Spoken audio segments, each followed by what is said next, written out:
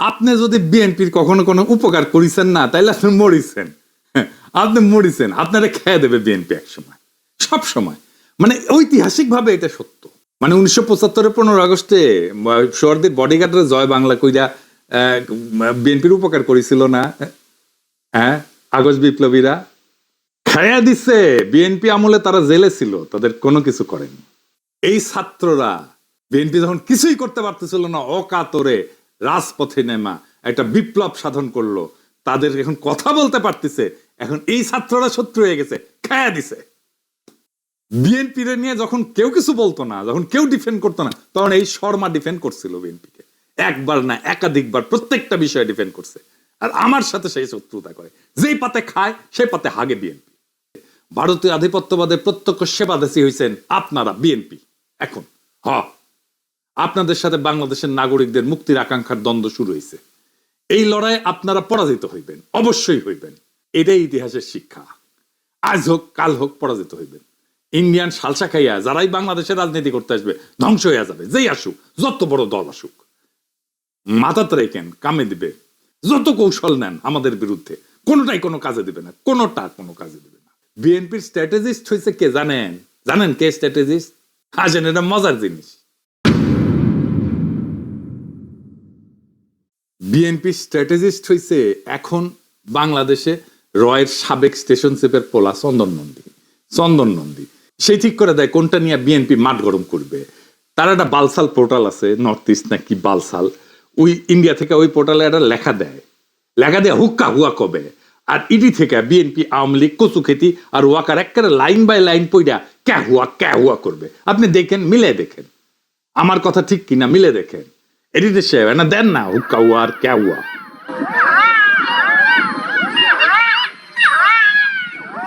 আজেন চন্দন নন্দীর নতুন ক্যারা উঠেছে, সেটা দেখি।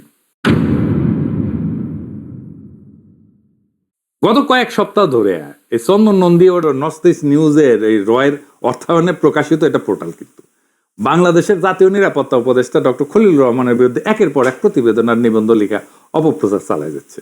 এর প্রধান কারণ ইন্ডিয়ার স্বার্থের বিরুদ্ধে সবচেয়ে সক্রিয় ভূমিকা পালন করতেছে প্রবল বাংলাদেশপন্থী ডক্টর খলিল। আমি তো ওনাদের ব্যক্তিগতভাবে চিনি, আমি তো জানি উনি কি জিনিস। ওরা তাকে ডেঞ্জারাস ম্যান বলে অভিহিত করছে। এই প্রোপাগান্ডার অসৎ উদ্দেশ্য হচ্ছে ডক্টর খলিলকে মানসিক চাপে ফেলা, দেশ থেকে বাধ্য করা। এবং এই জন্যই বিএনপি এটা তুলে ধরিছে, ডক্টর খলিলের পদত্যাগ দাবি করেছে বিএনপি। বুঝেছেন?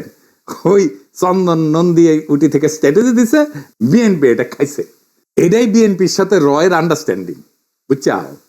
নর্থ ইস্ট নিউজের 11 এপ্রিল তারিখে চন্দন নন্দী একটা অপতথ্যমূলক মিথ্যা রিপোর্ট প্রকাশ করে। সেখানে ডক্টর খলিলুর রহমানকে 2001 সালে সংঘটিত একটা হত্যাকাণ্ডের ঘটনার সাথে জড়িত করার অপচেষ্টা চালায়।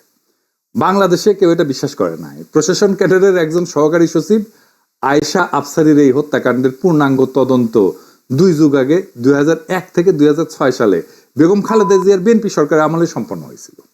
তদন্ত প্রতিবেদনে বলা হয়েছে ওই নারী অফিসারকে তার স্বামী গুলি করে হত্যা করার পর তিনি নিজে আত্মহত্যা করছিলেন। তখনই তাদের ডক্টর খলিলুর রহমানের কোনো সংস্রব পাওয়া যায়নি, পাওয়ার কথাও না আসলে। আজ প্রায় 25 বছর পর সেই বিএনপির এক শীর্ষ নেতা, যিনি তখন একজন প্রতিমন্ত্রী ছিলেন, মিস্টার বুলু, এখন রয়ের কর্মকর্তা চন্দন নন্দীর ছড়ানো ভয়াবহ মিথ্যা প্রচার কেন নিজের কণ্ঠে তুলে নিয়ে পুনঃপ্রচার করলেন। আর যে 3 জন উপদেষ্টা, একজন খলিল, আমি আগেও বলেছি ডবল মার্ডার কেসের আসামি, সে মার্ডারের পরে ফিরে গেল। আবার অনেক বছর পরে সে ফেরত এসে মার্কিন পাসপোর্ট নিয়ে। সে লতিফুর রহমানের পিএস ছিলেন। এই ইতিহাসটি না বললে নয়। সেখানে লতিফুর রহমানের একজন প্রোটোকল অফিসার ছিলেন, ফরেন মিনিস্ট্রির ডিএস, অপূর্ব সুন্দরী একজন মহিলা। তার স্বামীও ছিল ফরেন মিনিস্ট্রির একজন উপসচিব ডিএস। কুমিল্লার একটি বিখ্যাত পরিবারের তারা সন্তান। আপনি সুকৌশলে সেদিন লতিফুর রহমানকে দিয়ে এই মহিলাকে ওয়াশিংটনে পোস্টিং করে দিলেন। তার স্বামী তাকে যেতে দেবে না। আপনি জোর জবরদস্তি করলো তাকে ওয়াশিংটন যেতে হবে। তারপর ওই ভদ্রলোকের উপসচিব তার রিভলভার দিয়ে তার ছেলে ওয়াইফকে গুলি করে হত্যা করেন, পরে নিজেও সুইসাইড করেন। এর পরের দিন আপনি খলিল রহমান আমেরিকা ফিরে গেলেন। আর আপনাকে ডক্টর ইউনূস 25 বছর পরে আপনাকে আমেরিকান পাসপোর্টে নিয়ে এসে আপনাকে জাতীয় নিরাপত্তার দায়িত্ব দিয়েছে। এইটা হলো কি ষড়যন্ত্র? পোর্টেবল মানবিক করিডোরের নামে আপনার দেশটাকে বিক্রি করে দেবেন। এই গত 25 বছর কি এই তথ্য চাঁদাবাজ দখলদার বুলুর হাতে ছিল না? 71 টিভি দখল করেছে না, ছিল না? তবে এখন এই সমস্ত দিল্লি থেকে আসিছে, প্রত্যেকদিন নতুন নতুন রচনা লিখা সোথা বানায় হাতে ধরায় দেওয়া হচ্ছে, আর সাথে সাথে বুলুরা তোতা পাখির মতো এই সোথা পরে মুলিয়া হয়, পলিটিক্স করে। প্রধান উপদেষ্টা সম্পর্ক বলতে পিছপা হচ্ছে না যে তিনি নাকি ক্যাথলিক খ্রিস্টানে রূপান্তরিত হয়েছিলেন। 2001 সালে স্বামীর গুলিতে নিহত সহকারী সচিব আয়েশার হত্যাকাণ্ডের বিষয়ে 2009 সালে ক্ষমতাসীন হওয়ার সাথে সাথে ফ্যাসিস্ট আওয়ামী সরকার আবার তদন্ত শুরু করে, ব্যাপক তদন্ত। কেন করে? তার কারণ ডক্টর খলিল ছিলেন একজন গুরুত্বপূর্ণ কর্মকর্তা, যিনি লতিফুর রহমান তত্ত্বাবধায়ক সরকারের আমলে জনপ্রশাসনকে নিরপেক্ষ রাখার বিষয়টা নিশ্চিত করছিলেন, এবং তাদের এই দল নিরপেক্ষতায় 2001 সালে বিএনপির ভূমিধ্বস বিজয়ের মূল কারণ ছিল। স্বাভাবিকভাবে ডক্টর খলিলকে শাস্তি দেওয়ার উপায় খুঁজতে ব্যস্ত হয়েছিল আওয়ামী লীগ, কিন্তু গত 15 বছর বিভিন্ন পর্যায়ে পরিচালিত বিভিন্ন ধরনের তদন্তে তারা কোথাও এই লোকটার কোনো সংযোগ বা দূরবর্তী সম্পর্ক খুঁজে পায়নি। ফ্যাসিস্টদের পত্রপত্রিকায় তখন অনেক রিপোর্ট প্রকাশিত হইলেও এই সমস্ত গাল গল্প বা তথ্য গোয়েন্দা এবং তদন্তকারীরা সত্য বলে প্রমাণ করতে পারেনি। ফলে সেই ডক্টর খলিল সেই আমলেও বিপদে পড়েনি, হাসিনার আমলেও বিপদে পড়েনি। তিনি তখন নিয়ম কইরা প্রতি বছরই দেশে আসছে, নানান কাজে ঘুরে বেড়াইছে। এ বিষয়ে কখনো কেউই তাকে নিয়ে কোনো কিছু জিজ্ঞেস করেনি। তবে আজ দুঃখজনকভাবে ক্ষমতার উন্মাদনায় পাগল হইয়া বিএনপির কিছু ইন্ডিয়াপন্থী নেতা শত্রু দেশ এবং ফ্যাসিস্ট আওয়ামী লীগের অপপ্রচারকে নিজেদের মুখে তুলে দেশব্যাপী ছড়াই দিচ্ছেন। এটাই বিএনপি, বুঝছেন? যেই পাতে খায় সেই পাতে হাগে। আপনি যদি বিএনপির কখনো কোনো উপকার করিছেন না, তাইলে আপনি মরিছেন। আপনি মরিছেন, আপনারা খেয়ে দেবে বিএনপি এক সময়, সব সময়। মানে ঐতিহাসিক ভাবে এটা সত্য।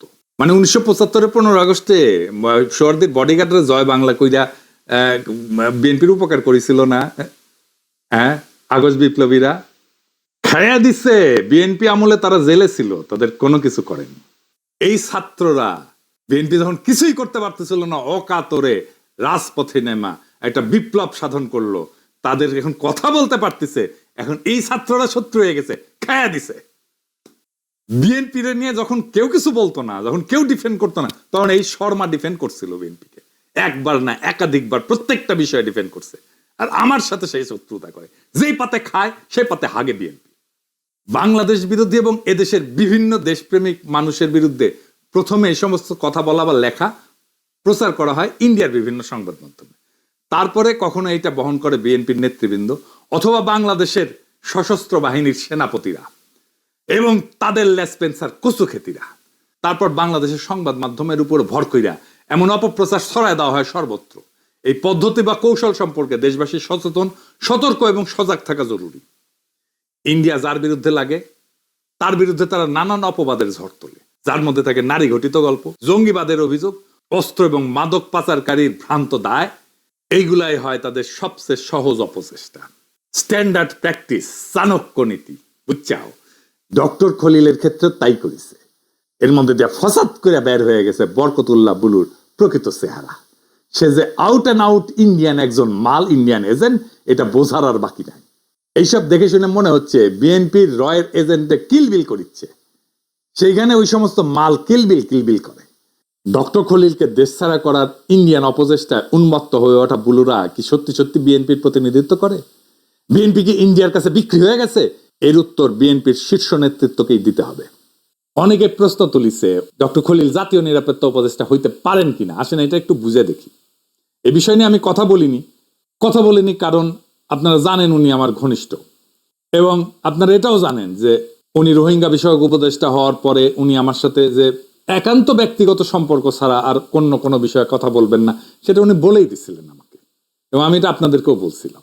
এবং আমি কিন্তু ওনার সাথে কথা বলি না, একদমই বলি না। উনিও আমার সাথে কথা বলেন না।